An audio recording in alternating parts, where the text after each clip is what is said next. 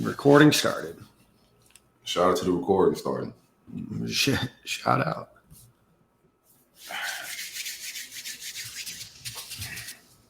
Boys and girls. Oh, look at you. I was just going to say, I've been drinking all day. Ready for this. Let's go.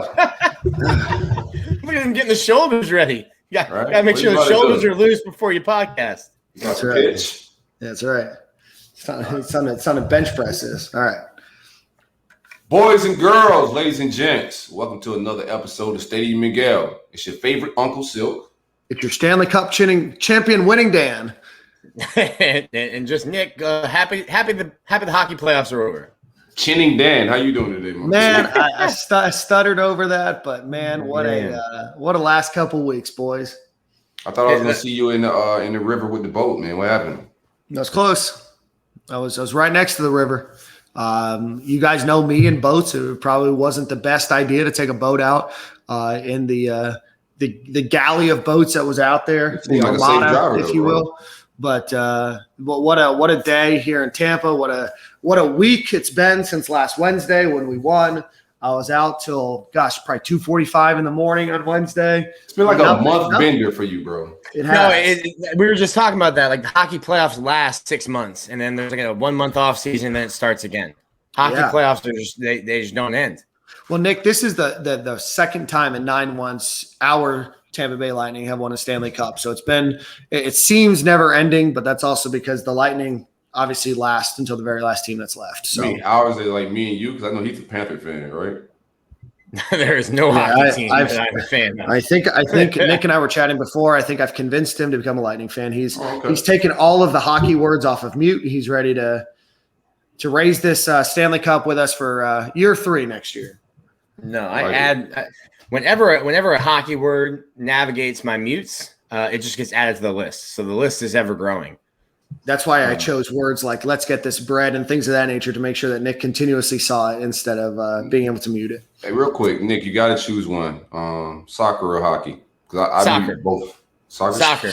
I'm about kickball. I follow you on Twitter too. I know it's kickball. I'm about it. The Euro was electric. Right. Thought my buddy was adopted by British parents, so he's real big into it, real big into England. They do like this dance over there. Hold on, Nick.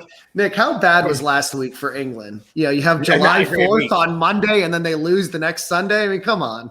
Is England the only country in the world without an Independence Day? Like everyone's Independence Day is like celebrating being liberated from England's control. I think England's the only. Like, does England have? If we're reaching any listeners in Manchester, do you guys have an Independence Day? They just laugh at everybody else's Independence Day. That's their celebration. Every Independence Day is celebrating like independence from England. Yeah, I get it. Not a banner week for the nation last week, especially losing in PKs. As a hockey guy, do you hate like if it would the Stanley Cup go down to shootout? No. So in the playoffs, so during the regular season, you have a game, you have 60 minutes, and then if it's still tied, you go into 5 minutes of overtime, 3-on-3, and then if it's still tied, then you'll go to to a shootout. But once they get to the playoffs, they just continuously play overtimes, and it's like the same thing as like a golden goal. It's a golden goal, yeah. It's sudden death. But you will never see a playoff game decided by a shootout. Yeah, which is, I think, the way to do it when a game that matters. As a casual fan, like Neil Blackman, we've had him on. He's a huge soccer guy. He hates it. Any soccer people hate PKs. As someone who had no dog in the fight, it's the Euro final, England, Italy. It goes down to like in the second extra time. I'm sitting there. I'm like, nobody score. Please, nobody score. Give me some PKs to decide this thing. But I couldn't imagine, if it's like the Olympics or the world, not even the Olympics. USA didn't even qualify. The men didn't. The women will probably win gold, but the men didn't. To me, loved it. Electric. Excruciating to miss 3 out of 5 for England. So yeah, not a great week. Not a great week for the lads across the pond. Very, very nice. You catch that lingo there, Soap? The lads across the pond. Yeah, you got to work on the accent, though, my man. Nick is cultured, man. I'll tell you what. I'm nothing if I'm not cultured. Yeah, Nick is nothing, but He certainly does know his British slang. So, did you guys have a good weekend other than celebrating yourselves, the Lightning winning the Stanley Cup?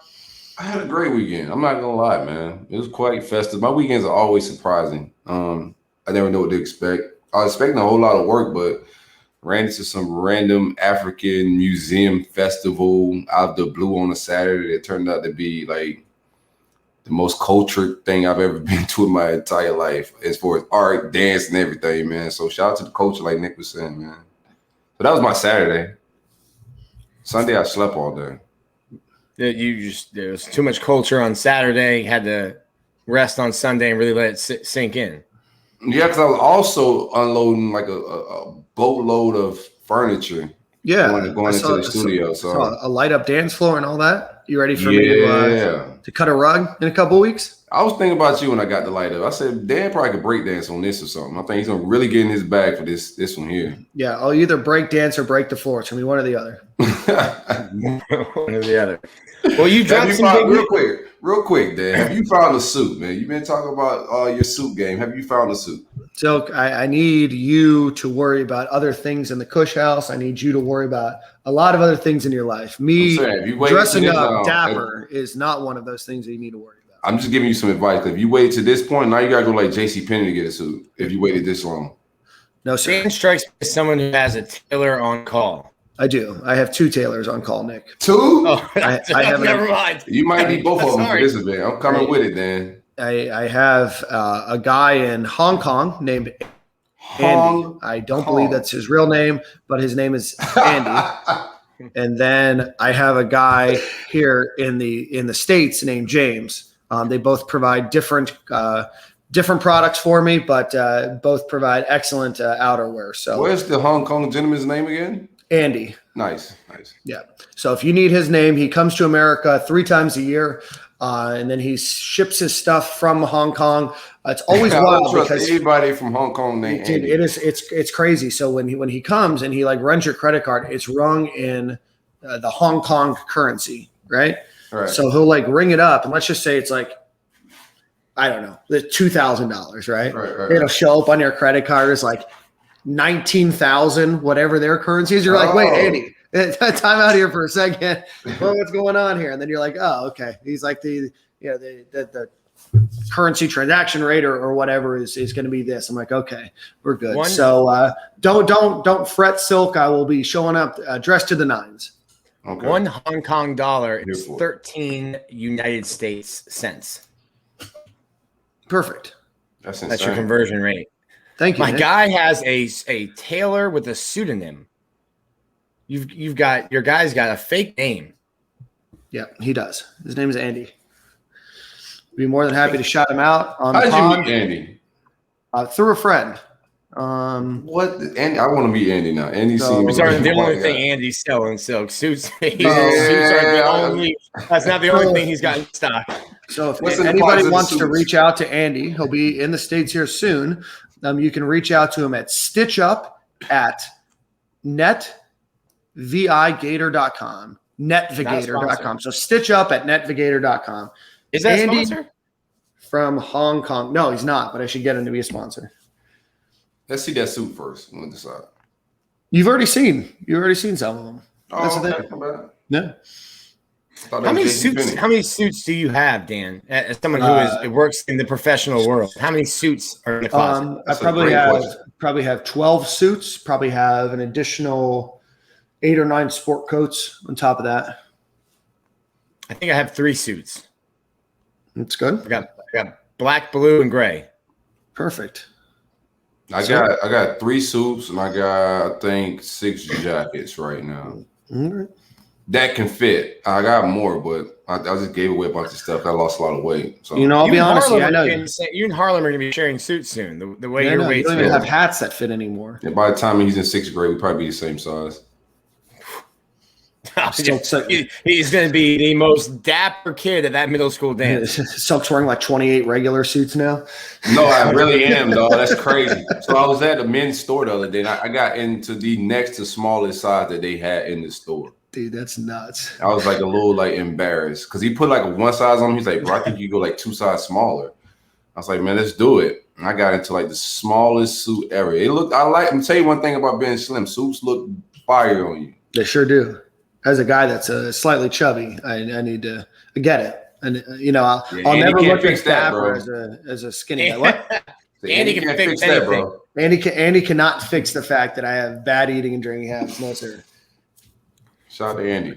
Shout out to Andy from Hong Kong. All right, boys, let's get into the show a little bit.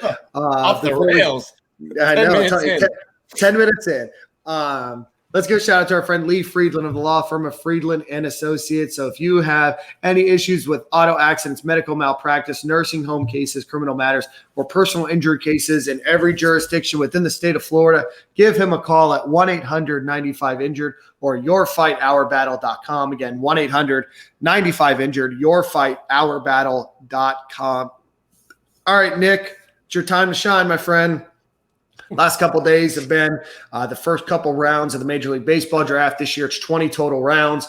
Nick, break down which Gators have been drafted, which Gators prospects have been drafted. Give us the oversight, coupling with our talk with Hector last week. Who's going to probably leave campus? Who may make it to campus? And just give us the 411. 11 guys between players who are on the roster and recruits. 11 guys taken already.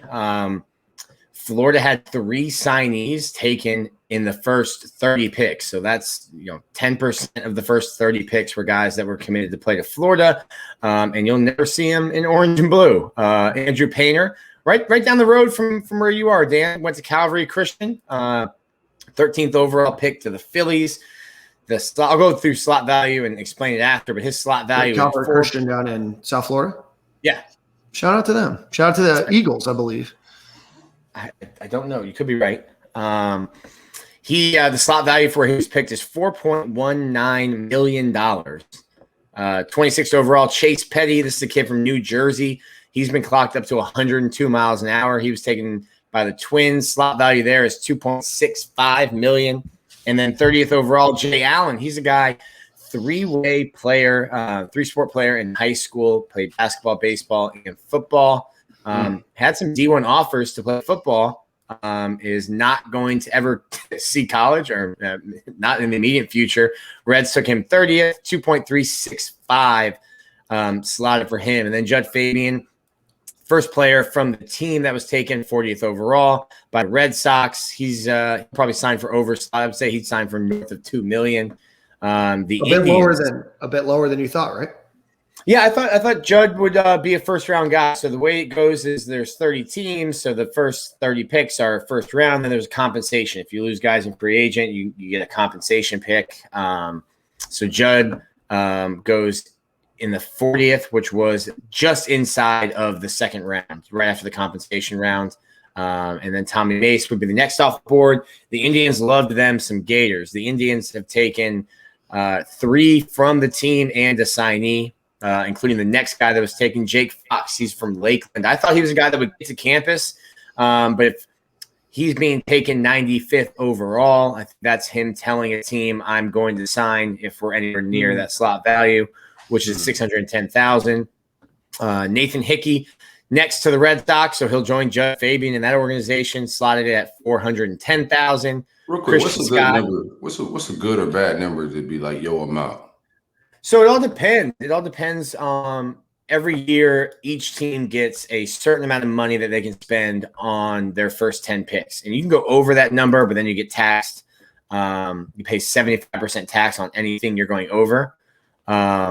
So teams try to stay under that. But let's say the Pirates, who had the first overall pick, they have $14,394,000. So for a guy like Nathan Hickey, he has 2 years of eligibility left. He can come back. So that gives him leverage in negotiations, which makes you think he'll be close to what he's slotted at $410,000. Now that's a signing bonus. So like you're not getting paid a lot. Some guys in the minors get paid, you might get $5,000 for the season. And that's, you're living on $1,000 a month maybe. And then living off your signing bonus. So it depends. Different guys in different situations.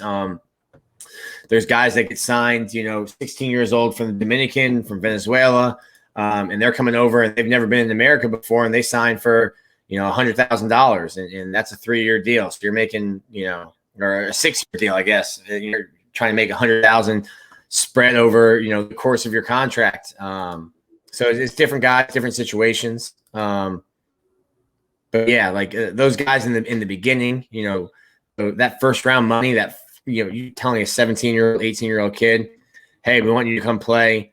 We're going to offer you $3.8 million. And when you're slotted for 4.1, you're like, hey, what's another 300,000, $4 million to go be a professional baseball player? You take that money and run.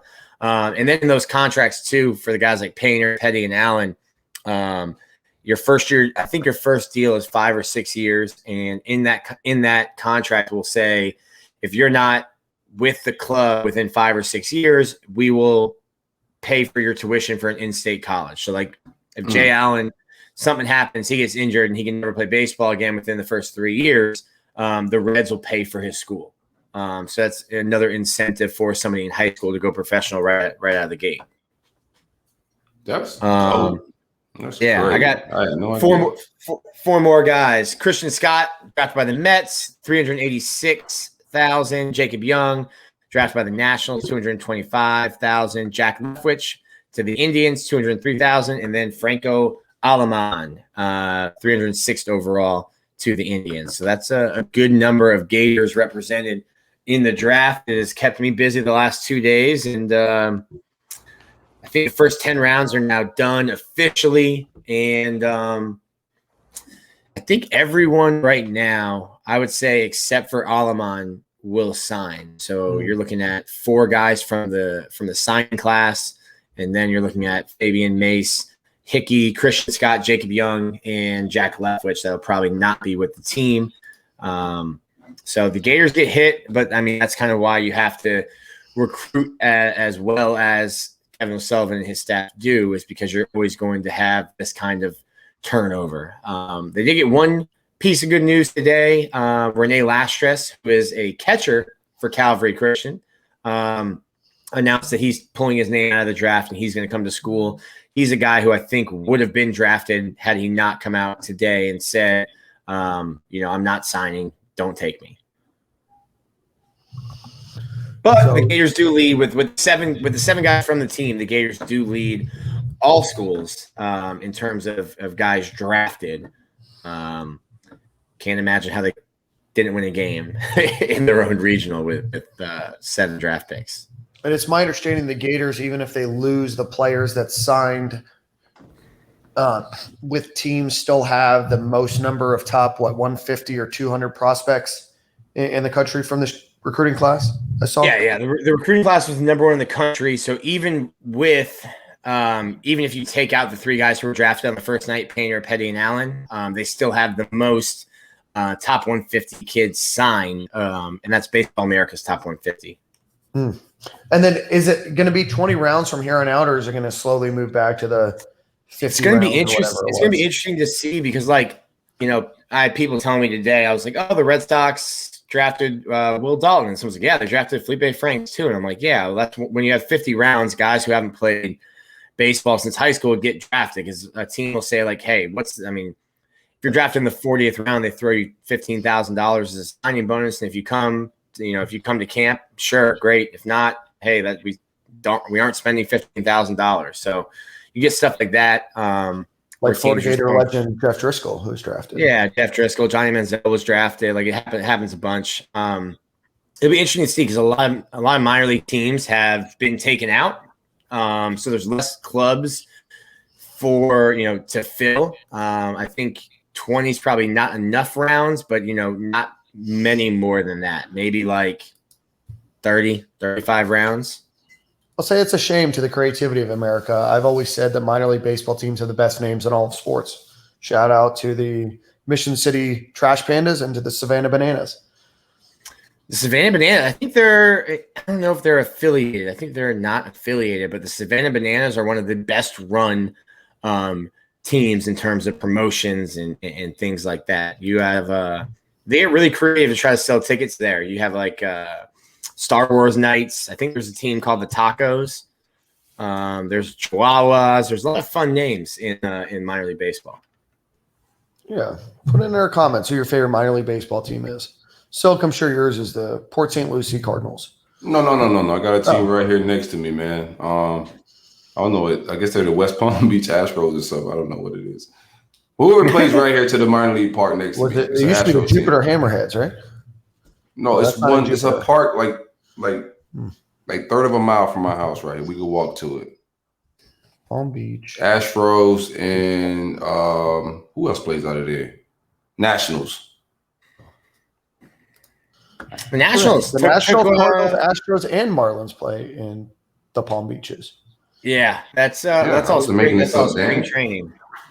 What is spring training? Making it up. That's spring training. I thought you had a minor league baseball team. Oh, no, I mean minor leagues. Whoever Tim Tebow played for in Port St. Lucie is my team. Oh, the Nats. Yeah. There you go. The Mets.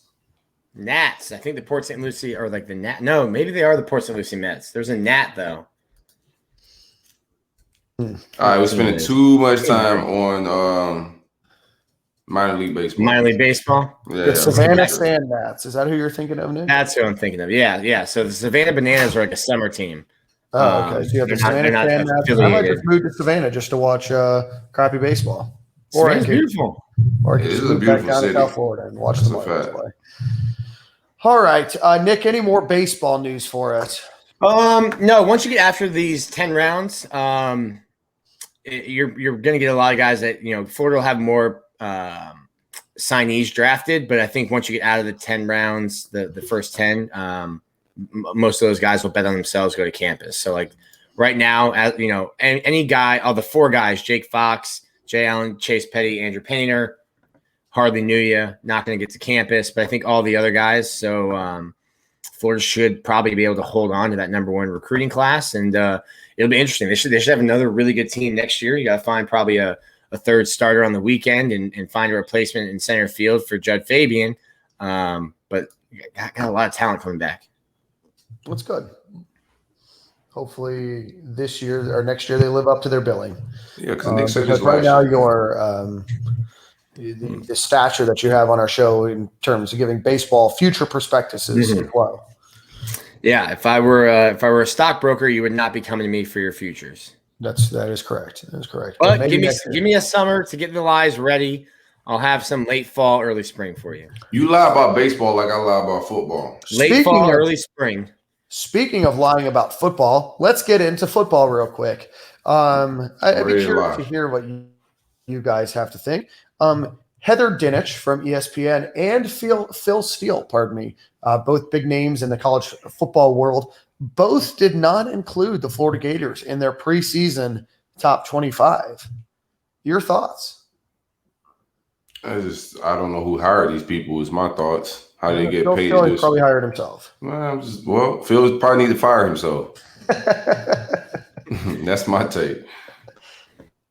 What did there's no way we shouldn't be in it. It's an oversight, like altogether, right? There's no way we don't make the top 25. Just look at the list. Yeah, what's that? I'm looking for his on his timeline. You have the list pulled up, Dan? I don't. This is a real professional here, man. As always, I mean, you bring it up.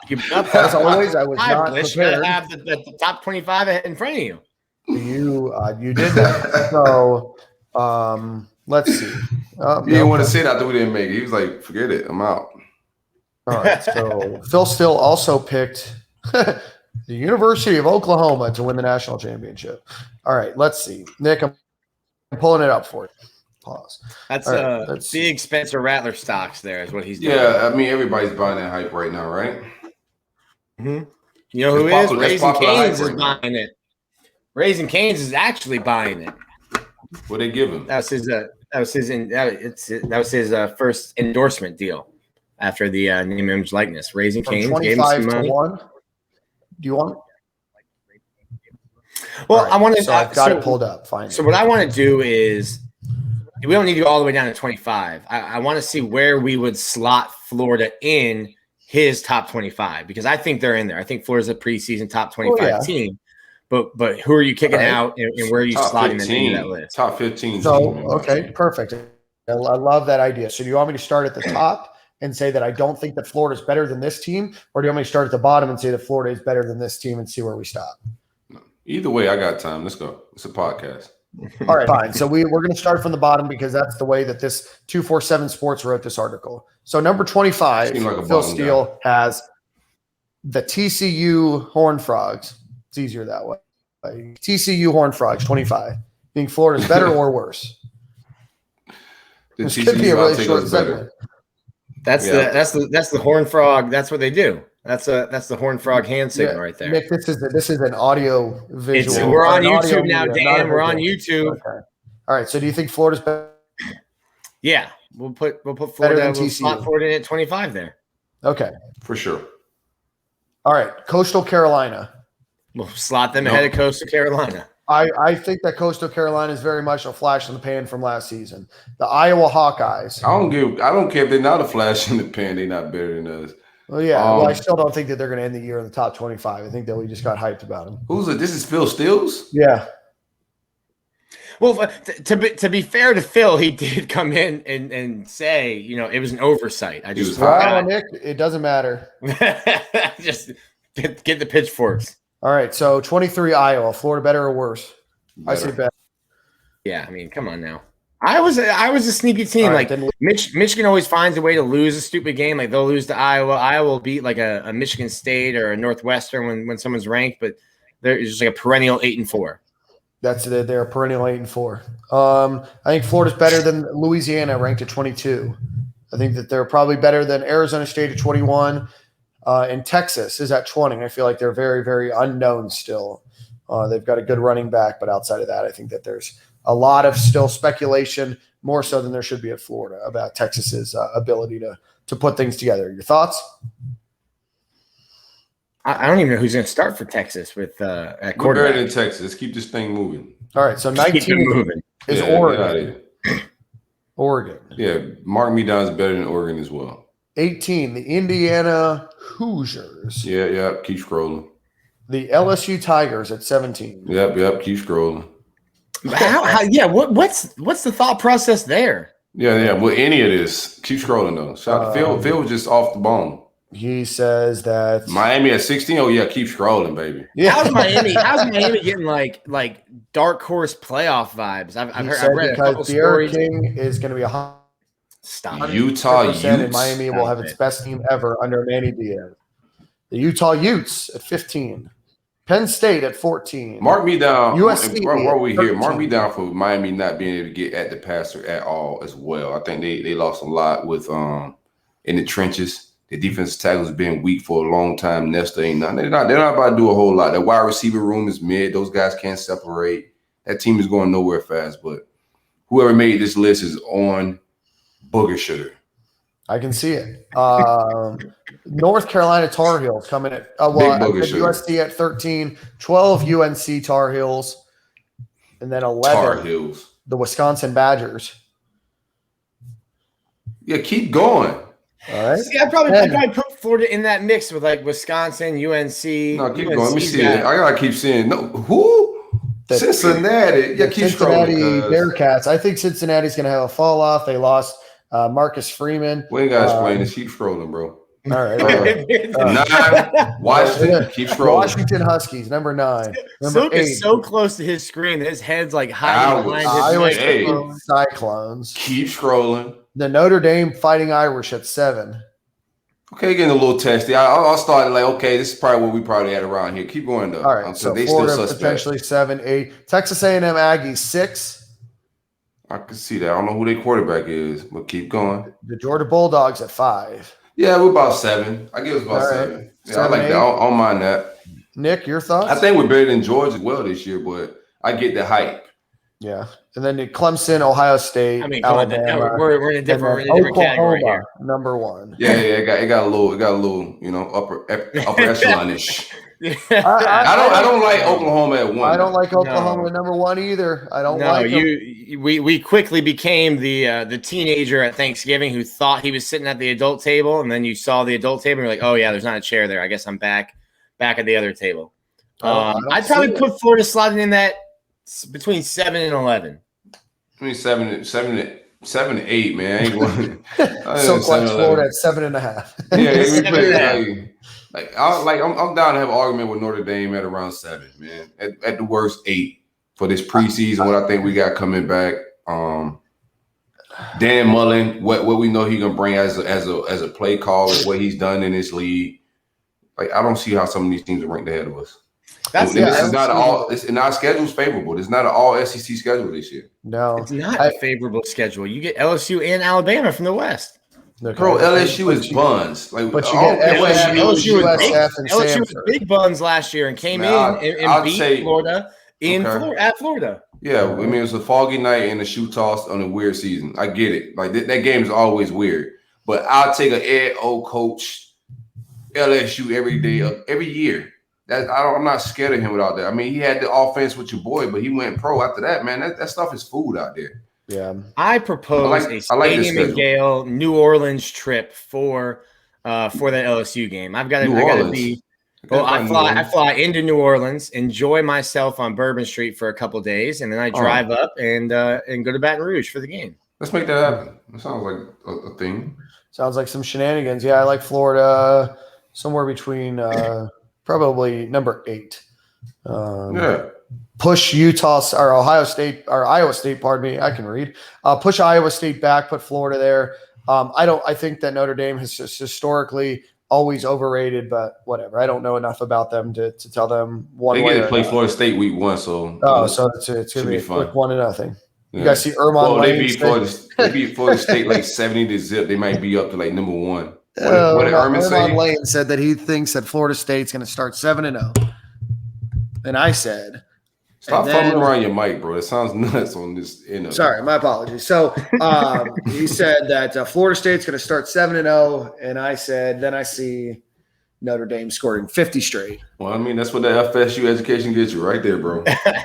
Well, I mean, FSU's catching an L week 1 versus Notre Dame, and Alabama is just the appetizer, or Miami's the appetizer to Alabama to start their season.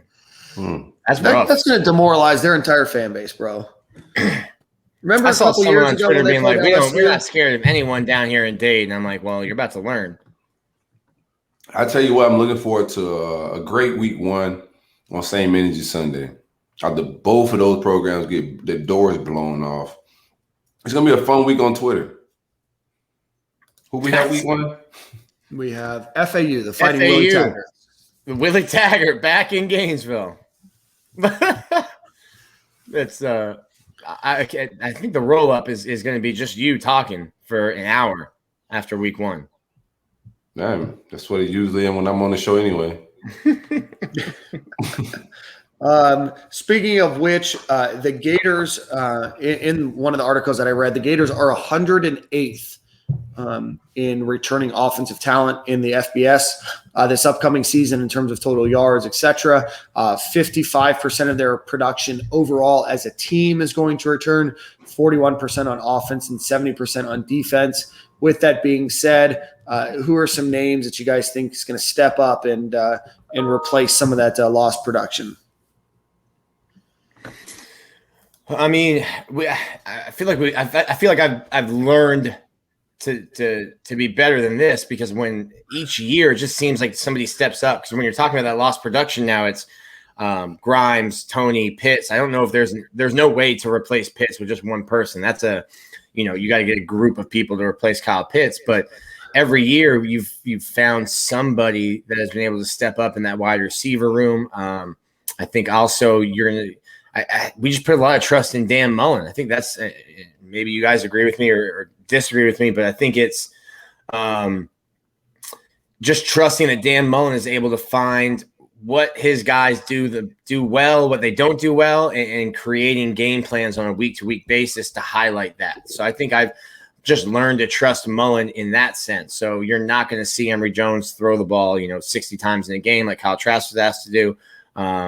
So for me, I think you're losing a lot, but that's why I keep going back to the team's going to look so different this year, because the skill set and the personnel you have is so different. Yeah, no, I agree 100%. It'll be interesting to see who steps up, especially at the tight end position. Like you said, a lot of lost production, but there's also a ton of talent back there.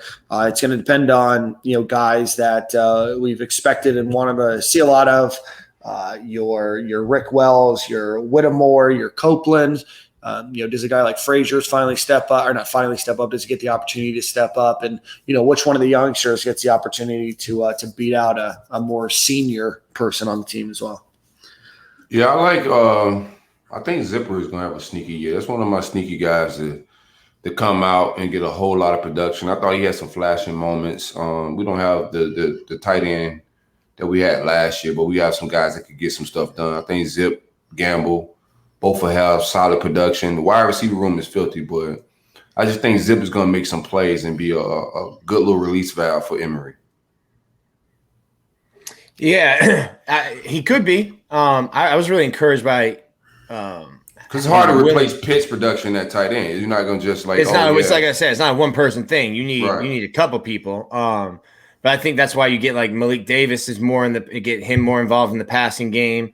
I think why do we need Malik Davis more involved in the passing game? We got a million receivers. I think you should stop handing the ball, but I think he's good enough to have his hands on the ball, but not being handed it out of the backfield. So I think you can find him. But is he better at lineup receiver than not actual receivers? No, but I think there's ways that Dan can get him involved without just saying, hey, you're better than Trent Whittemore or Hendo in the slot, so we're putting you in the slot. The thing is, I love Malik, but why are we going out of our way to get him involved? Okay. I mean, they went out of the way to get him involved as a goal line running back last year. I'm trying to figure out why. You let me know when you figure it out. But like, just both Zip, but he's not going to. What's the upper echelon of passes he catches this year? I just don't like 25. I think we just need to get our best. We need to get our most explosive. Like our wide receiver room is too good to be lining running backs up. I get sometimes like personnel, they can get two running backs on the field to kind of like throw the defense off and then flank Malik out wide.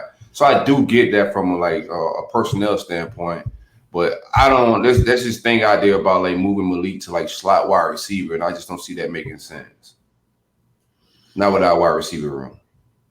Yeah, I think I've said that a bunch. Just trying to figure out how you keep people happy in that running back room, because there's only one football, only so many plays, and you got a bunch of dudes in there. Yeah, but you can't piss off the wide receiver room trying to make running backs happy either. Someone's gonna be pissed off. Yeah, when you get the ball, make it happen. You know what I'm saying? Like we always had one football. When we had Tim Tebow and Percy Harvin and Louis Murphy and everybody else on that roster, bro, we had one football, so they'll figure it out. Mm-hmm. We got playmakers. Who's got a train? That's a boat outside of my window. Tampa's a wild place right now. They're celebrating. They're still celebrating the Stanley Cup. They actually just posted a photo of them denting the Stanley Cup. So it's still a party here in beautiful Tampa, and I'm here with you guys because ending the bender. I appreciate you ending the bender today, bro. You're welcome. Just for you guys. I think that bender was just hit pause. There's no end. The movie's still going. We did record early tonight, so who knows? There's still an entire evening ahead of us. So good stuff. We'll obviously talk a little bit more about that as we get a little bit closer to the start of the season. Nick, right before we got on the show today, you mentioned that the FHSAA, which governs the which governs high school sports in the state of Florida, said that there's no name, image, likeness recognition for high school. Is anything more on that, or do you want to talk briefly about that, or is it just a Yeah, they just said if you receive any kind of benefit of your name, image, or likeness, you will lose a year of eligibility in the FHSAA. I think it's just another instance of the FHSAA looking at what the NCAA does and people complaining about what the NCAA does, and they're like, "Yo, hold my beer, watch this." With the way that everything is changing, it just seems to me like another way that the FHSA is stuck in reverse. I think it is probably trickier. There's way more athletes to monitor at that level.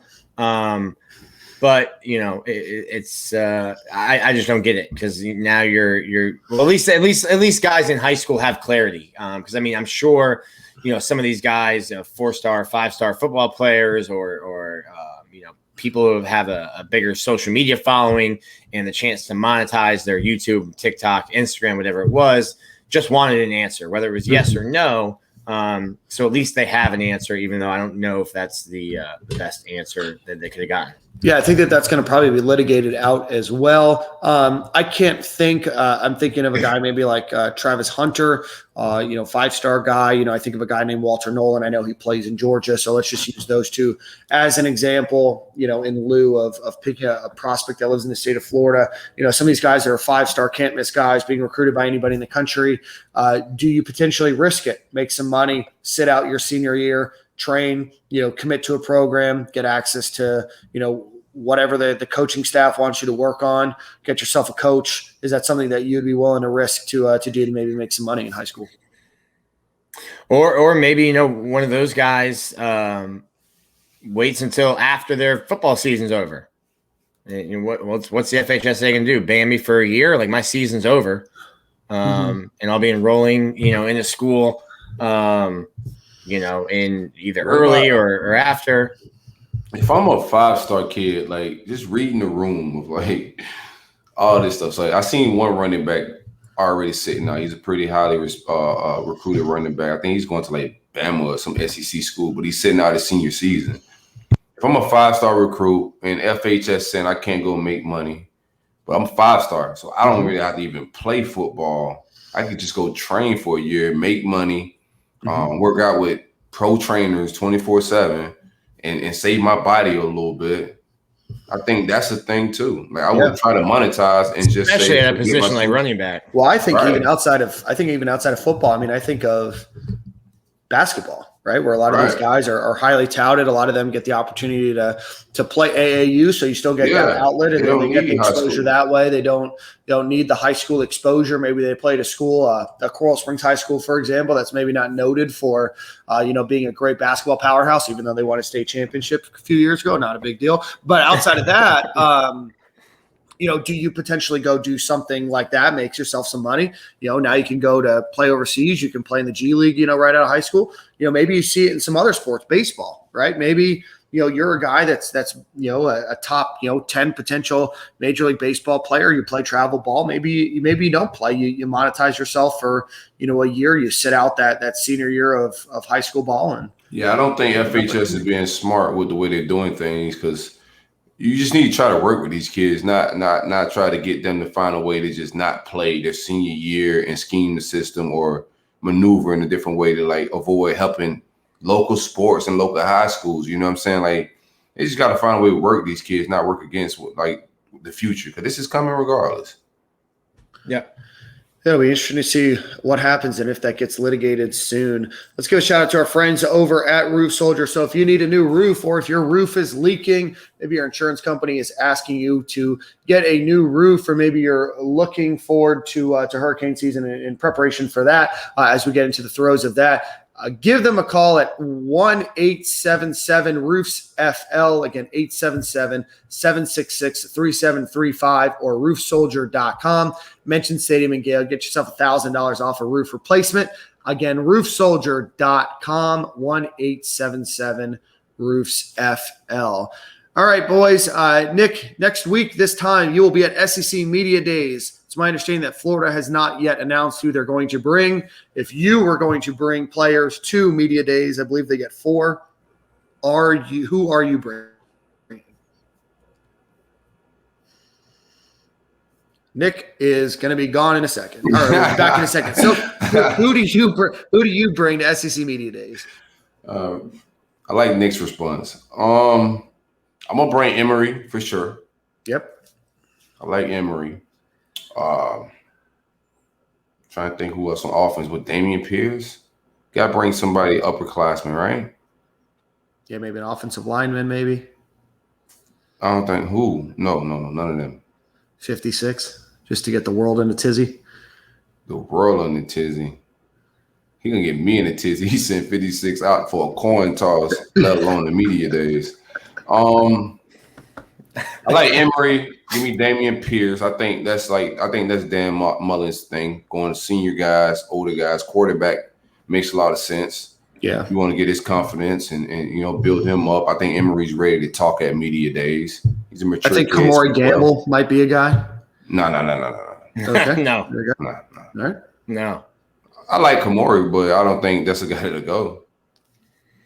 I think going on yours, what you said, I think Emory, because that's your quarterback. I wouldn't be surprised if he didn't bring Emory, but I think you should bring your quarterback. But I think he'll bring Emory. If he don't Zach bring Emory, Carter. I'm gonna be a little mad if he don't bring Emory. I think he'll bring Emory, Zach Carter, and Stuart Reese as a sixth-year guy who was originally committed to him at Mississippi. Listen, it's not sexy, but that's your sixth-year guy. He's been with you at 2 schools. No, sir. That's not who I would bring. That's my no. Dan Mullen is not sending no Reese nowhere. Stuart Reese will be at media day. I will riot like they did the Capitol. I will run up on UF campus at Dan Mullen's office. They send Stuart Reese to anywhere to do media. Stuart Reese, bring DeLance. I mean, who else do you want? Who's your third? You're trying to rile me up, bro. I see Jaden Hill and those are your I like three. Jaden. I don't even beef with Jaden. But yeah, so I think if I were going to bring 3, I would say like someone like Kair, but that's not like what Dan does. It's like, hey, like the little carrot is come back to other guys. So you can go Trey Dean. You go Trey Dean. You go Zach. Defense is easy because you go Malik Davis. Maybe he's well-spoken. He's talked to the media. Fifth year on campus, 4th year guy. I think if you're gonna go to running back, you just go Damian Pierce because he's more outspoken. Yeah, but that's so they run it like a Fortune 500 company, and Damian Pierce is a guy who after a game was talking to Edgar about hunting hogs in the woods in Georgia.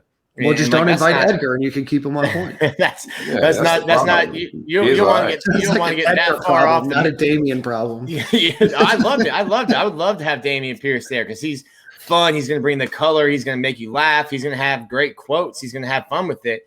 But that's why I think you bring someone like Stuart Reese. He's going to read the company line. Look who they've been miking up these years, though. They've been miking up Damian every chance they can. Emory, I think the guys they already mic up and put in front of production and media now be the guys that they take to SEC media days. You get to control what's happening at practice when you're getting that 3 hours of mic'd up. You get to stamp off on that when. Yeah, you still prep, but you get asked a bunch of questions for like 3 hours, and Damian Pierce is liable just to not give you those same answers over and over. Like when Duke Dawson went, it didn't matter what room you're in. I was like, I've heard that answer in the other 2 rooms I walked into. Got to toe the company line. I say he brings Emory Jones and Anthony Richardson, just the 2 of them. You got to bring 3. Man, what are you doing? You got to bring 3. No, I don't. Oh, so they're just taking three players? Then I think it's just Emory and 2 defensive guys. Yeah, so every SEC team brings 3 players and the head coach. So you go Emory, Zach, either Ventrell or Trey Dean. I say Trey Dean probably. Exactly, as the guy you bring. He's been in front of us a lot in the local media. A guy that I think they, in their minds, will not say anything controversial, represent the university in the right way. And for him, it's good to put him, as a senior and a guy who's had to play kind of all over. Good to give him some national exposure because I think he's someone who's kind of flown under the radar in terms of just exposure. When will we find out? Sure. Probably Thursday. Shoot, I don't know because it's Monday, July 19th. And Florida will be on in front of Mike. So I'll be up in lovely Birmingham, Alabama. Wish they would move that thing. Have they announced when Florida will be? No. So we know that Florida is Monday, but we don't know if they're morning or afternoon. Greg Sankey is also Monday, so he goes with I think only one team is Greg Sankey, and then one team will make the morning rounds, and then the other 2 teams will go in the afternoon. I think last time we were there, Florida was again first day and in the morning. I think we'll probably know who Florida is sending Wednesday or Thursday of this week. Yeah. we'll ask around. We'll see if we can do some breaking news for this podcast. Speaking of breaking news, not sure if it's 100% breaking, but Florida is going to have Friday Night Lights on July 30th. It is their intention to make this a smaller event than normal. I don't know if that's COVID related or not, but just their desires to make it a smaller event than normal. They plan on having an event Friday night and then doing a cookout type of event on Saturday that might be a little bit more open. But Florida will be doing Friday Night Lights on July 30th and then an event on July 31st. So with that, pull up. You pulling up? Are we? Do we have invites? Are we uninvited? We have invites. I will be out of town, but we have invites, and I can put you in touch with the right people to make sure that you get where you need to be. Nick will be where he needs to be, but I'll put you in touch with the right people. Me and Junior pulling up, man. Very good. You guys will 2/3 of Stadium and Gale will be there. You guys can do all sorts of live fun stuff. Harlem will hold down your spot. Oh, yeah. Harlem can fill in for me. I filled in for you on the Big 3 roll-up on Thursday. Harlem can fill in for me that week. How about that? There you go. And you did a great job, man. I appreciate that. I got a couple people that are Miami Hurricane fans that followed me, told me I did a great job. I said that was a mistake following me. So, speaking of recruiting. They found out real fast how much of an asshole you are, right? Yeah. Speaking of recruiting, we are going to do a facts-only show probably a couple of days after Friday Night Lights. Some things and some dominoes will hopefully have fallen by then. We can talk a little bit about where Florida stands, what the prospects look like, and then what it looks like moving forward for the Gators. So be on the lookout with that. That, again, is with Connor from Rivals as well. But big news in recruiting, Walter Nolan, big 5-star defensive lineman out of the state of Georgia, has announced that Florida did make, no surprise, his top 5. So that news came out, I believe, today on Monday. All right, boys, buy or sell time. Buy or sell time. And you're more than welcome to add any additional ones if you want. Buy or sell. I'm going to work backwards here. No, I'm going to work forwards because this makes a little bit more sense. Gators win 10-plus games this season. Buying it. You know I got all the bread. I'm making it rain in here, Nick. Man, big rolls, man. I've done this before. You go ahead, Dan. I'm running through I'm cheating. I'm pulling it up right now. I'm going to go. I'm going to buy. I'm going to buy that the Gators get exactly 10 wins this season. I think that there's a loss in there. Including a bowl game or no? No, this is a regular season game. So the 12 games, assuming that no games are canceled or anything else, I think that Florida will lose 2 games. I think that they'll lose 1 game to one of the big couple that we talk about, and then there's another toss-up game in there. But I think Florida beats LSU. I think that they run through the rest of the SEC East minus Georgia, leaving Georgia and Alabama as the 2 toss-up games. But I think that Florida wins exactly 10 games this season. I'm not losing to Georgia this year. We're going streaking. right up the straight, right to St. John's. We're going to quad, baby. Streaking. I'll sell. I'll be the hater. I'll sell. They just Florida just finds ways to lose that stupid game. So I've got Alabama and Georgia as losses, and then you find a way to lose at Missouri in November, like a cold noon kickoff, 11 a.m. local. You find a way to lose that stupid game. Looking ahead to FSU. I don't think there's any looking ahead to FSU this season. I don't think that's a big game. I don't think that Florida is going to have to worry about FSU or potentially think about that. There's 2 stat games on the way out. Silk, your thoughts? Yeah, I like us for 10+. I think we beat Georgia. I'm just not buying Georgia ever finding a real offense. Then they're going to always get talent, but I think Dan Mullen's in a groove with play calling, and he's gotten that monkey off his back a little bit. So I like us to beat Georgia 2 in a row, keep that streak going. Bama's the only one that I got us marked down for an L. I'm not going to be too unrealistic here. But everything else is, to me, but I even seeing our team get on the field, I think we could win those games. How'd you write that L down? Is that Sharpie, pen, pencil? Dry eraser. Dry erase. Okay. Yeah, for sure. So that's I'm gonna wipe it off now. That's a TBD L. No. The week before the game, this is a W. But preseason, we talking rational a little bit. Yeah, I'm gonna say right now, I'll mark that on as an L from being rational. But the You- week before the game, I have too much honor to say a guy's gonna beat me before we play the game. Like Dan on I'm a a Sunday fan. afternoon, you're letting the beat build until the week of the game when you wipe off that dry race and you make that LOW. Forget what I said all summer. Mm-hmm. That's right. Some things start to change when that beat builds, Nick. You know. Yeah. There's just something in the air and something in the body that keeps you, gets the dopamine rushing, I've been writing my prep speech and my podcast speech for the Bama game for 2 months now, man. A lot of caravan lingo. I'm ready to talk big trash to Bama folks. That's what I'm We here. might need a new segment during this season. Big sponsorship spot here. A Silk pregame motivational speech. Oh, I like it. I like it. Just Silk in the locker room, talking to the guys, getting them ready for war. I like that idea. Write it up. Buns. He's going to talk about going to White Buffalo after. Sir. Yes, sir. Yeah. Them buns slap different at White Buffalo after the W. You know the vibes, Dan. That's a new segment that'll be coming to you in the fall. I like it. And if you own a place in Gainesville and you want the buns to slap differently at your establishment, feel free to reach out to us at Stadium and Gale at big3rollup.com. Let's do that. At Stadium and Gale. I got all the pregame speeches. Mine they might put mine on the plaque like they did Tebow's. I can see it. But There's a statue of Silk out there.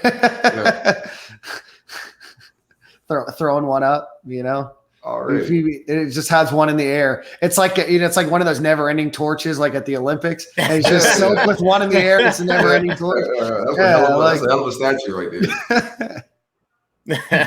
Statue with a joint. All right, in eternal flame.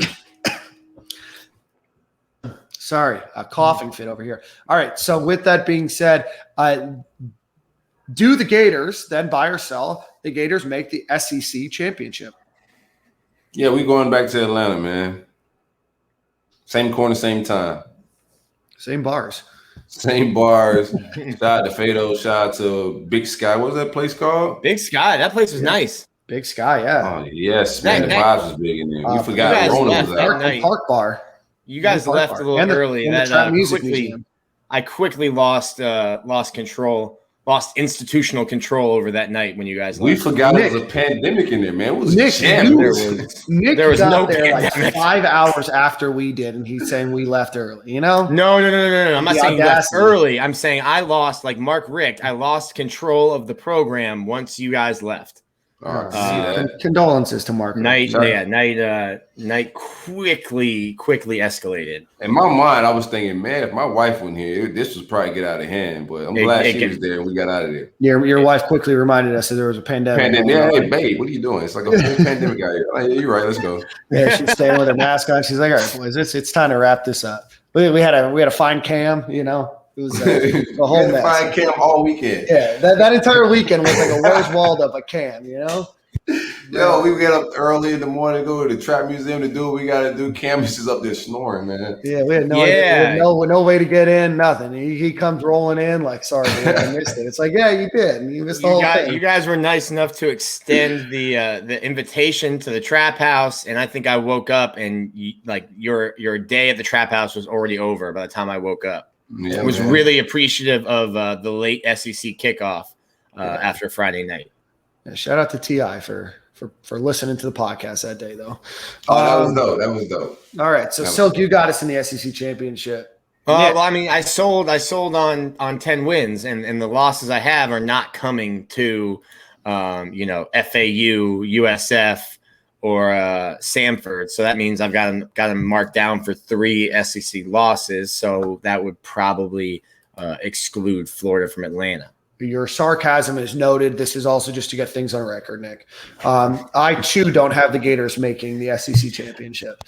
And then finally, do you have the Gators making a New Year's energy on here? New Year's 6 bowl? You'll like this energy. Do you have the Gators making a New Year's 6 bowl game? I got making the playoffs. I don't know what y'all are on today. Of course I do. Yeah. Oh, very good, Nick. Caravan. I mean, all three of your questions. I answered the first one. Again, this is for the record, Nick. You put baby in a corner. Well, no, I'll just contradict myself. I'll contradict myself. Mark me down for a New Year's 6 bowl. What's not a semifinal? Can I get down to the Orange Bowl this year? I don't know. Shout out to Ben Chase, who's keeping track of these apparently. Thanks, Ben. So Nick has us not winning 10 games, not going the SEC championship, but going to a New Year's Six game. Yeah, and he's where am I at, bro? fervently searching the internet to find out which bowl he can slot. I'm just trying to get to the Orange Bowl, bro. He's just trying to get. He's just trying to go 1 for 3. I'm Nick, you hedging might as bets well here. just go with it, bro. I'm hedging bets. Yeah, hey, we'll make the smart choice. You'll follow. I'm going to be the curmudgeon of the podcast. I might just seems need to like it. lean into it. That's what the gray hair does. I get it. No, bro, it's just Hey. No happy gray to have hair on the head. Just happy to have it on my head. As someone that's losing it, I get it. I have the Gators going to a New Year's Six game. Not making the SEC championship, but sneaking in at 10-2 somewhere. Did you figure out what bowls they are, Nick? No, I wasn't even looking. No, very good. All right, that concludes this week's buy or sell. Silk, maybe a Brunt Insurance ad read, then let's get to the Gator news of the week. Shout out to my man Greg and the great folks at Brunt Insurance and Financial Services. The best of the best when it comes to insurance. My man Greg's insurance from the Panhandle to the Keys. Whether it's life insurance, auto insurance, retail insurance, business insurance, whatever insurance you may need. Renter's insurance, my man Greg got you. From the Panhandle to the Keys, 954-589-2204. Most importantly, it's 2021, so we need websites. BruntInsurance.com. Get a guy a call or click. Yeah, that works for you. Yeah, get your boat insured before the next boat parade. Yeah, Greg was probably very happy that you didn't take your boat out. Probably music to his ears that you didn't try to navigate the seas of that boat parade today. I don't think it's Greg's money that he has to dole out if I get into an accident. So that's true. I mean, I think a premium would probably go up. Greg probably gets kickback on premium prices. So I'm sure he wishes I would be a little bit more reckless on the boats. Never mind. Sorry, Greg. That's conjecture. I'm just guessing here. All right, let's get to Gator news of the week and baseball news. Back to Tampa Bay. Tampa Bay Rays catcher Mike Zunino, former Florida Gator legend and Golden Spikes winner, named his first All-Star game. So shout out to him. Wanted to participate in the home run derby, but was not asked to be invited. So to shout out to Mike for making the All-Star game. Pete Alonso will be in the home run derby today. He made the All-Star game as well, Nick, or I'm not sure how that works. Do you get invited if you're invited to one, do you get invited to both, or how does that work? I don't think that's how it works. You can be picked to be in the home run derby without being in the All-Star game, especially if like Pete weren't going to be an All-Star, they would have him come back because he's the defending champion, but he is an All-Star first baseman. Congratulations to Pete Alonso as well. In Gators men's and women's basketball, they announced that they are going to do a Jumpman event, a basketball tournament that will be held in December of 2022. Florida, Michigan, North Carolina, and Oklahoma will be in the inaugural event. So both men's and women's basketball will be participating in that. In men's golf, adding to more honors for him, Ricky Castillo was selected as a Ping All-American honorable mention. So congratulations to him. In Gators gymnastics, Leah Clapper and Megan Skaggs are on the College Sports Information Directors of America. You guys all know them as COSIDA, Academic All-District, number 4, at-large first team. That's a lot. That's a hell of an honor. So they now are going to advance to the national ballot, and the national team for academic All-Americans for COSIDA will be announced on August 6th. So congratulations to Leah Clapper and Megan Skaggs. In Gators men's tennis, 4 Gators, Will Grant, Lucas Grief, Sam Rafis, and Ben Shelton, names that you all have heard, have been named to the 2021 Division I men's ITA Scholar Athletes and Academic All-America teams. This is and the entire Gators team as well was honored as ITA all academic teams. This is the 3rd year in a row. In order to get that, the team needs to have a cumulative 3.2 GPA or higher, and all varsity letters are factored into that ranking. So congratulations to them. That's their third season in a row. Gators women's tennis gets that same honor for the 11th straight year.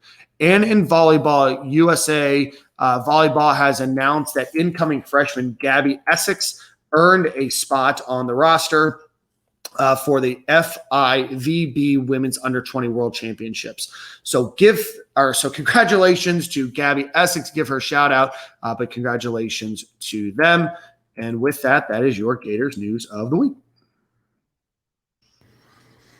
It's that time of year. Normally your Gator news of the week is longer, but I guess we'll have the Olympics coming up soon, and then football season, like the start for me at least. I don't know if it's the same for you guys. SEC Media Days, like the unofficial kickoff for football season, because then like a week later, you get a week or 2 weeks later, you get camp starting, and then once camp starts, that means like 5 weeks until football. So getting into it. Yeah, a lot of Gators in a lot of different sports, and a lot of different countries are representing their teams in the Olympics. Next week, I'll do the best that I can to get as most comprehensive of a list as possible so we can cheer them on and we can write about it and talk about it and follow them and cheer them on and all that kind of fun stuff. Yeah, I missed all that. I was trying to get Connor, man. We need to talk a little recruiting. I got some questions. I need the insiders from the Rivals folks. Hey. I know you don't know, Nick, so I gotta ask Connor, bro. You ain't got this. You're not on the street level like that. No, I don't got the juice like that.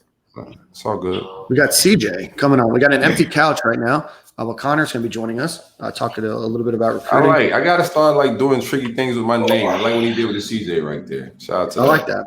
What's up? I like the way you spell CJ there. That's unique. Getting into your creative bag. Appreciate it. Yeah, Connor, that's a hell of a shirt you got on there, bud. Shout out to Annie. Oh, yeah. Shout out to Annie for the black dress team. Bro, the money he could have made last year if they could do an NIL on that shit, bro. Oh, bro, he would have made bank. I mean, he's making pretty good money now. So. You know what? It's been he's not missing it, but I'm just saying. It's been a couple months. I still haven't seen Kyle Trask out and about here in Tampa yet. And I've been around. Around. That's probably for the best there, Dan. Yeah. Dan, I don't think he goes to discos.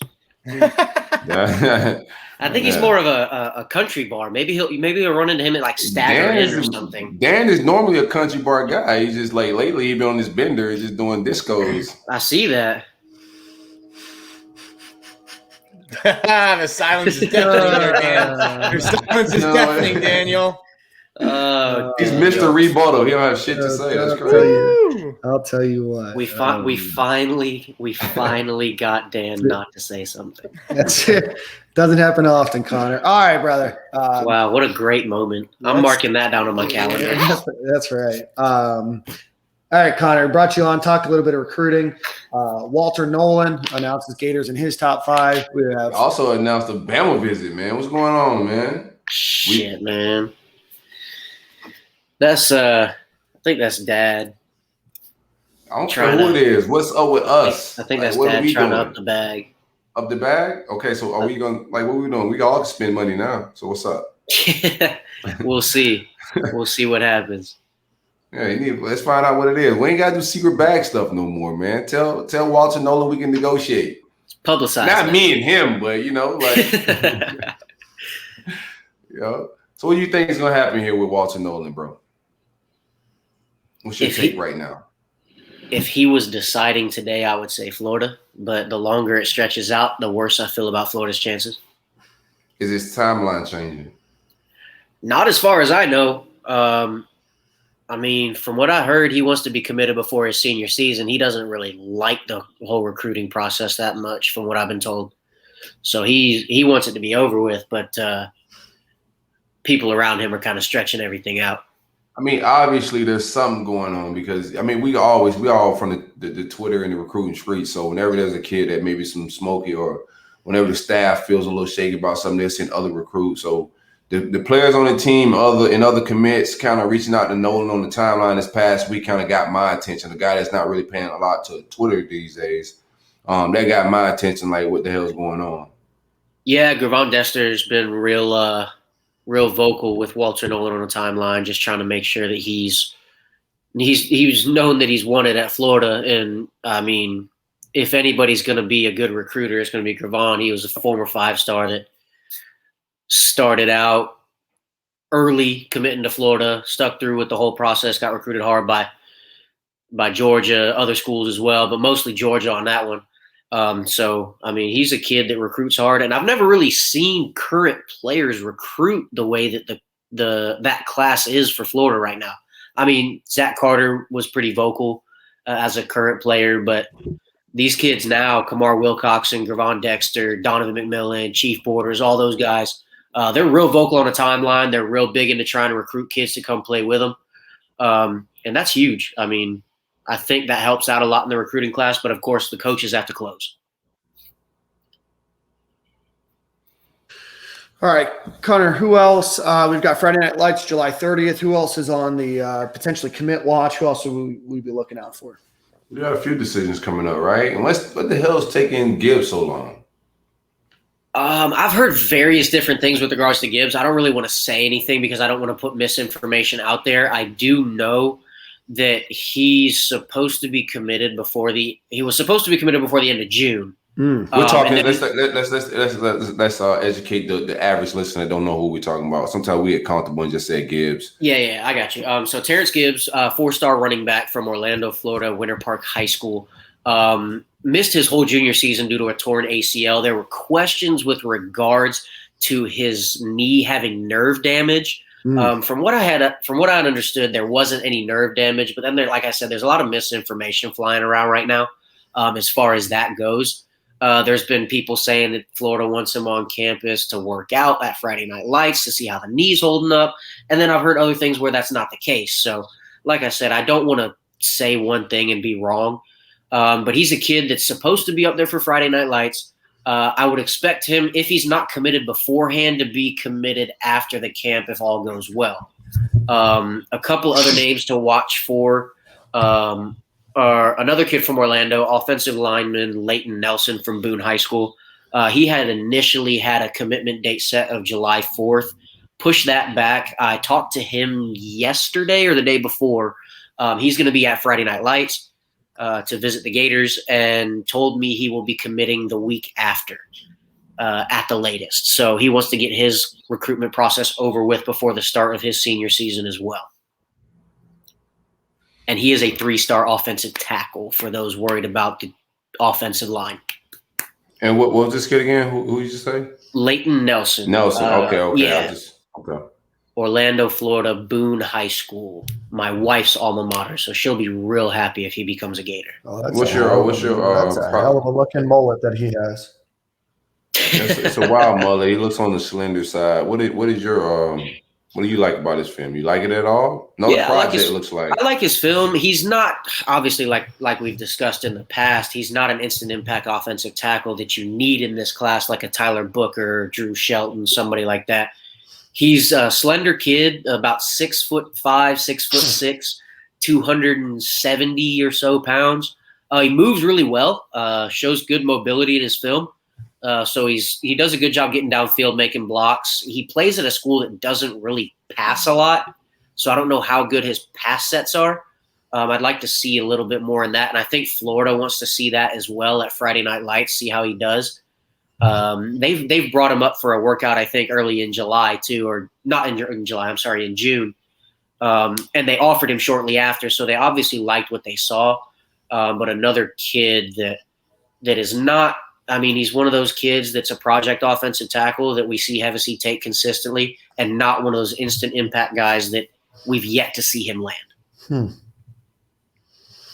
Who else besides Terrence Gibbs do you see at running back? I know Florida's looking to potentially take 2.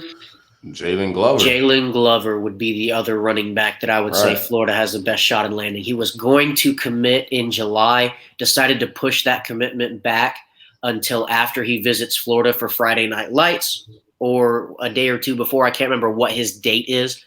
He's going to be up there at the end of July, though. And I think as far as that goes, he's going to be the second running back in Florida's class. Kid grew up a Florida fan. He's a little on the smaller side. I did get the chance to see him in person this last year. He's on the short side, but he's pretty thick, Paul. Yeah. Let me rephrase that. He's on the short side. You're right. But I did get a chance to see him in person this last year.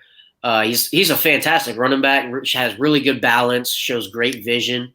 I just don't think he has that breakaway speed that you look for in an SEC running back. And like I said, he's short. He's about 5'8". I don't know. We haven't listed at 5'9". I don't even know if he's that. I think he's probably about 5'8", but he is bowling ball. He's like he is every bit of like 195 pounds. So. Right. He's like Maurice Jones-Drew-esque, bowling ball. He breaks a lot of tackles. He does. He does. He got some big runs on there, but he doesn't have breakaway speed, but he's also not very slow.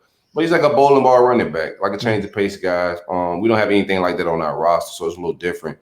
He goes to Lake Gibson. Does he help with McCall getting that back in the fold, or we just kind of done there?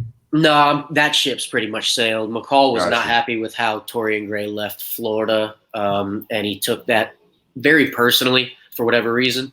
So I don't think it has anything to do with him. There is a 2023 prospect at Lake Gibson that Florida's really in it for, and that's Cormani McLean, 5-star cornerback. Right. And he's somebody that is friends with Jalen Gibson, so that might help with Cormani down the line, but it's not a play for anybody in the 2022 class. You meant Glover. Did I say? Oh, I'm sorry. Yeah, Jalen Glover. I apologize. All good.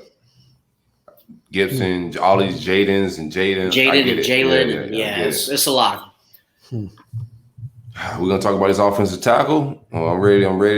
I got some health slander, man. What are we going to do? It's up to you. You want to talk about it now? You know what? So now's as good a time as any.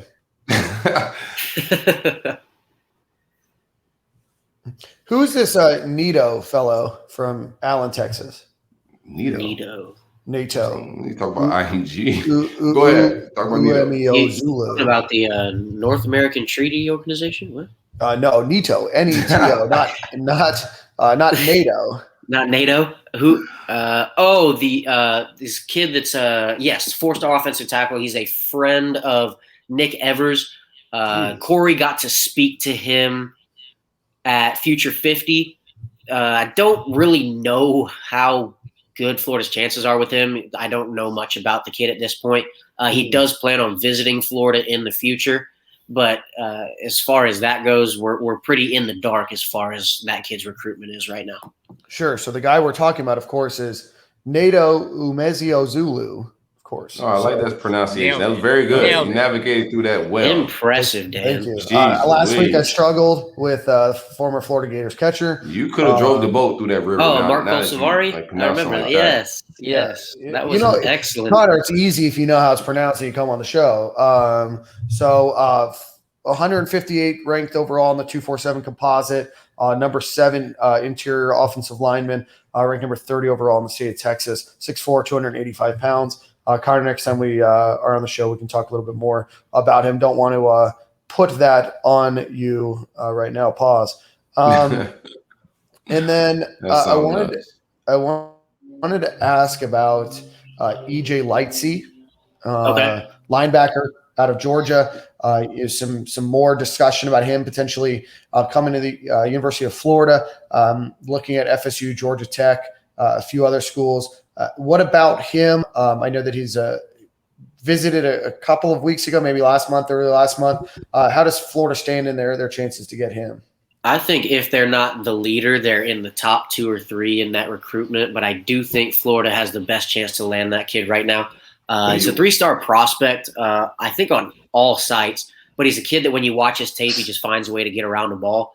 I do like him a lot. I think that he's a player that will be very good at Florida if he does indeed become a Gator, maybe a couple of years from now. He's not your Sean Murphy, where he's a 5-star that's going to be an instant impact kind of kid. But to pair him with someone like Shamar James in the linebacker room, I think would be a very good class. Yeah, I like the kid. He flies around a little bit. Let's talk about the elephant in the room, man. I'm ready to fire Harris already, man. We good with Tyler Booker? You've been promised me Tyler Booker, IMG, 4-star offensive tackle. A kid we need for this class. We need a bookend. We haven't landed one since Dan Mullen got here, really. It's time to get that guy. So what's up? We good?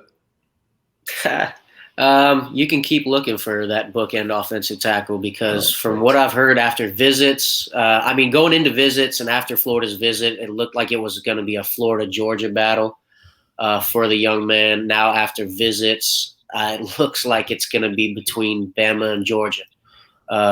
Kids spoke highly about Florida for a long time, but recruiters recruit, and it looks like that the schools that usually went out for a player like Tyler Booker are going to win out for a player like Tyler Booker again this year. I mean, eventually, like, the excuses about Bama playing people are going to end, right? Like, you can't use that really no more, right? Yeah, you can't really use that excuse anymore. You got a kid like Evan Neal who was at IMG Academy a few years back that played as a freshman. He didn't start at tackle, but he played guard, and that's happened with several of Alabama's top offensive tackles. Alex Leatherwood played at guard before he moved outside to tackle. Evan Neal did the same thing. And then they've got a kind of a pipeline with IMG offensive tackles at Alabama with Evan Neal, J.C. Lathan, and now if they land Tyler Booker, that'll be the 3 top offensive tackles at IMG the last 3 years. I'm noticing a trend, Connor. I think it's more than just a trend now. It's pretty much a habit.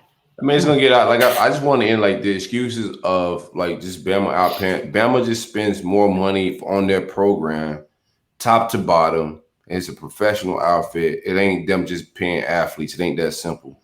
Like the athletes see the outfit. They pull up. They see Alabama as a whole record label staff and crew, and they're like, "Yo, we like what's going on here, man." Period. It ain't got nothing to do with the bags, bro. Yeah, I think it'd be cool to win a national championship or play for one consistently. I think it'd be just cool go to to win. like you see the I think it'd be cool to win 3 out of the 4 years you're there. You see, it ain't just the winning. It's the program spends money. They invest in the kids. They invest in the football program, and you see the money when you walk on campus. Like, kids appreciate that, man, and like they see where the money going. Yeah, you're gonna spend all the money you can to make me a better athlete and invest in me, and that shit sells. Who's the Suge Knight of the Alabama? You already know who Suge is. So if I'm trying to take a visit after committing, I'm getting Nick Saban's holding my ankles over the balcony. Absolutely, Connor know. Connor know. He's been in those cars. Never mind. Whatever. Yeah. I don't know what you're talking about. I don't know what you're talking about, Corey. So turned state and Connor ran away. All of a sudden now, Connor, you're the one that's silent, huh? Yeah. My, how the turntables, Connor. How the turntables. All right. Oh my goodness. Bro, it's an Office reference. Come on, you guys know that. All right. So speaking of 5 stars and never landing them on the offensive line, Florida is in the mix for 2. Evan Stewart and Kamari Wilson. Evan Stewart, the 5-star wide receiver. Kamari Wilson, the safety. You have them in Florida's class in February? As of right now, I would have Evan Stewart in Florida's class. I'm not sure about Kamari Wilson. Kamari is somebody that likes Florida a lot, but when Ron English was at Florida, he didn't recruit him for whatever reason. So with Wesley McGriff now driving the drop top. with Wesley McGriff now on staff, he's done an excellent job of prioritizing Kamari, gotten Florida back into the picture, back into his recently released top 6. I think Florida's probably in his top 3 or 4. It's going to be hard to beat out Georgia. Georgia's done a great job of prioritizing him from the very beginning. But I think if Florida, the longer it stretches out, in this case, I think Florida has a better chance because if he commits soon, I think it's Georgia. Now, like you said with Evan Stewart, I do think Florida is the leader for Evan Stewart at this time. Florida's done a fantastic job recruiting him. They've done a great job of selling what Billy Gonzalez has been able to do the last few years, sending so many wide receivers to the league. And then he already has that chemistry with quarterback commit Nick Evers, with them being 7-on-7 teammates. Real quick, what's Evan Stewart's decision timeline? He had mentioned something between July and August. I don't know if that's changed now. Another one of those kids that kind of wanted to get it out of the way before the season started. It could change, but that's what I had heard most recently. And like everybody else, if it changes, I don't like our chances. If he commits this summer, I like our chances right now. Right? I agree. So if he stretches it out and we're not aggressive to like hold him to the fire a little bit, I don't like our chances. But we should have Jaden Gibson's decisions as well. So we got a few that's coming up. Yeah, there's several big-time prospects on Florida's boards that are supposed to be committing before the season starts. Typically, you'll see a lot of big-time prospects wait, but for whatever reason, this cycle, a lot of the big kids want to get that decision out of the way early. Florida's, like I said, got Jaden Gibson, Evan Stewart, Walter Nolan, Tyler Booker. All those kids are all planning, from what we've heard recently, to commit before the season starts. So whether you land them or not, you'll kind of have an idea of where you need to adjust your board headed forward before early signing day in December. I like it. You like where we stand with Jaden Gibson? I do, yeah. I think he's a kid, another Orlando area kid. Orlando's got a lot of good talent this year. Shout out to the 407 in my second crib. Yes, sir. Yeah, I've been to Wall Street. A lot of talent. Yeah, but Orlando's got a lot of good talent this year. That the Gators are really recruiting hard. Like we said, Terrence Gibbs, Jaden Gibson, Leighton Nelson, a couple others as well. But those are the big names. But Jaden's a kid that had initially said he wanted to make a decision early July. That's since been pushed back. I know Georgia just recently offered, and he's given them a hard look. But I think Florida is far and away the team to beat right now, and they just have to find a way to close. I like it. Decisions is coming up. Georgia just offered recently. I like them just throwing their hat in there. So when we win this one, quick little win. But they got into this one late. Y'all got any more questions? There's one more. Connor, you might have missed him. You've named 1,000 names so far. You might not have missed him. I might have missed him. Pardon me. There's another player that I'm hearing out of Ocala from Forest High School, Jamarian Burt. It looks like Florida's. Oh, already got. I'm an idiot. Never mind. I know that he's already committed a couple weeks ago. I knew we talked about the name sounded familiar, but where does he project? Does he project at wide receiver for the Gators, or where does Florida ultimately see him? No, Florida took him as a defensive back. Okay. He had a private workout with Jules, I think middle of June. And he really liked what he saw, and apparently most of the other staff liked what they saw as well, so they took his commitment. I was pretty upfront about it on our message boards, where I thought Burt was somebody that they could have waited on until maybe November, December, and taken his commitment at that time. Yeah. Because of what I've seen on film, doesn't really jump out to me. Now, like I said, they saw him in person. He could be much better than what his junior film showed. And we could see that in his senior film when he plays this year. But from what I've seen that's readily available to the public, I think he's a kid that they could have waited on. Yeah. Okay. Dude, was that really a take, or did like what happened? It happened a little weird. I didn't know if there was some rumors about Jules may not have been given the green light on that. That's just an overall weird take, especially because we had a little momentum at the time. Yeah. What's coming from that side? Like, everybody was on board with that?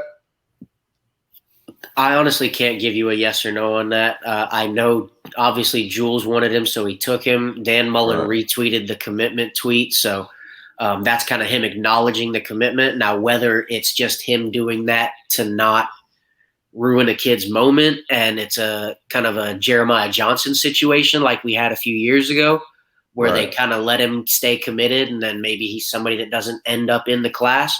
I'm not sure on that, but as far as I know, they've taken him and he's in the class, and that's what it is as of today. For shizzle. I didn't see a chosen few 22, so I was a little confused. I like it. We out of here. Hey, Connor, man, appreciate you for hanging out with us. Tell people where they can find you at, my brother. Hey, you got a suit, man? Yeah, man, I got a suit ready for the bubbles and bow ties. Oh, shit. I got a suit. But yeah, JCPenney? No. Men's Warehouse, tailored. Oh, okay. He know a guy named Ralph from Hong Kong. If you need a guy named Ralph, Andy. His name's Andy. A little respect. Andy. Please respect Andy from Hong Kong. How you get Ralph from Andy? I don't know, man. Nobody knows. Cush is big. I'm pretty sure the guy next to him in the call center is Ralph. Oh, man. All right. No, but I appreciate you guys having me on. Always a good time talking Florida recruiting and Florida football. I write for Gators Territory with Nick at Rivals.com. And then my Twitter handle is CJ_Clarke1. Gang, gang. Gang, gang. Bro, you just Very good. booted the Hong Kong Andy sponsorship. Just booted it. My bad, man. His man's Ralph is probably excited though. Ralph Pump. Ralph's probably like the seamstress sitting in the back on yeah. Oh man, I got You guys are wild. Damn, somebody shouted me out. Yeah, I was going to tell my boy Andy to listen to our podcast, but I'm telling him to cut it off right around an hour and 27 minutes. I'll be like, hey, we just lost signal after that. Oh my goodness. Yeah. All right, Connor, we appreciate it, my dude. We'll see you in a couple weeks. I appreciate y'all. See you in a little bit. Already. Bye. Silk, speaking of losing sponsorships, why don't you shout out a sponsorship we haven't lost and our friends over at Manscaped? Oh man, this is my favorite ad read, man. I get a lot of DMs and a lot of compliments about this ad read, man. The people love it. It's a fan favorite. Shout out to the great folks at manscaped.com for taking care of my balls. We laughing at Nick. Oh, that was Dan. That was me, and I'm putting myself on mute. Take care of your balls too, bro. You should thank these people for taking care of your balls. You do a better job than my wife. Shout out to the great folks at Manscaped. If you need Oh my God. if you need any man grooming, Manscaped is the place to go. They got the Lawnmower 4.0. You can run that thing in the shower. You can run it outside in your car. If you're in a rush and you're heading to work and you're just like, I need to trim up real quick. As long as you're charged up, you got the LED light. You can do it in the dark as well, man. Smooth as a baby's bottom is my balls right now because of Lawnmower 4.0. And shout out to the great folks at manscaped.com. I had to sharpen up the nostril hairs, put the weed whacker to work this weekend, got the ears cleaned up. I'm dapper and ready to go for bubbles and bow ties. Thanks to manscaped.com for getting these balls right, my nostril right, and my ears right. Ready to party, ready to dance. Make sure I wear deodorant that day so I can break dance like Dan and not be all sweaty between the thighs. Manscaped.com, coupon code SG at checkout for 20% off and free shipping. Yeah. Keep doing the ad read like that, and we'll be doing hotels.com. When That's you make right. a bad ad read and your wife listens to the podcast, we got a room for you. Sometimes you gotta get Yep reviews, bro. Oh, boy. No, my wife's not shaving. My wife's not shaving my balls, bro. Is your girl shaving your balls, Nick? No. You see? So Manscaped is doing a better job than your girl too. Okay. That's logic that you just can't. Nick's now speechless too. You see, everybody. That's the name of this show, is Speechless. Can't fight the logic there. Hotels.com, come at me. And that's it. That's it. All right. And that's the show. Yeah, Silk, you did such a fantastic job. We're all gonna be at a hotel. You did such a fantastic job with that read. Let's give you the song of the week. Got you, man. Shout out to my dad for liking the song that I picked last week. That was pretty cool. Didn't think that was going to happen. Shout out to Pops pulling up. Shout out to Chuck. Oh, let me get some WizKid, man. WizKid, Damian Marley, Blessed. Big vibes. Same corner, same time? Same corner and same time. Already. Already. See you boys next week. Year.